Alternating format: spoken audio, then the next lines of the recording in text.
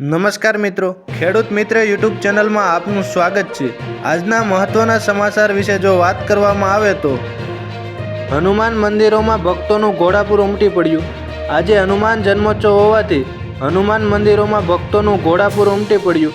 મંદિરોમાં મહાકુંડી યજ્ઞ, બટુક ભોજન તેમજ પ્રસાદીનું આયોજન કરવામાં આવ્યું। સાળંગપુરમાં દાદાને સુવર્ણ વાઘાનો શણગાર કરવામાં આવ્યો। એસએમસીએ ₹10 લાખનો દારૂનો જથ્થો ઝડપી પાડ્યો। વલસાડ જિલ્લાના ઉદવાડા નજીકથી એસએમસીએ દમણમાંથી ગુજરાતમાં લવાતો દારૂનો જથ્થો ઝડપી પાડ્યો। 66 બેગમાં લવાતી 4248 બોટલ જપ્ત કરવામાં આવી। આજે અંબાજી મંદિરે ભક્તોની ભારે ભીડ।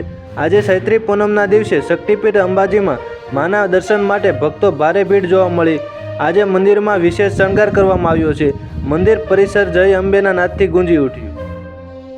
13 એપ્રિલે પીએસઆઈની 472 જગ્યા માટે લેખિત પરીક્ષા।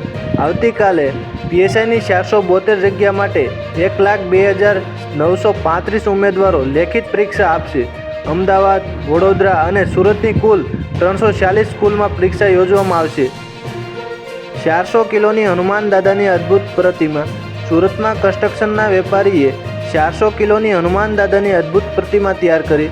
આ મૂર્તિ 43 કિલો ચાંદી અને 113 ગ્રામ ગોલ્ડ પ્લેટથી તૈયાર કરાઈ છે।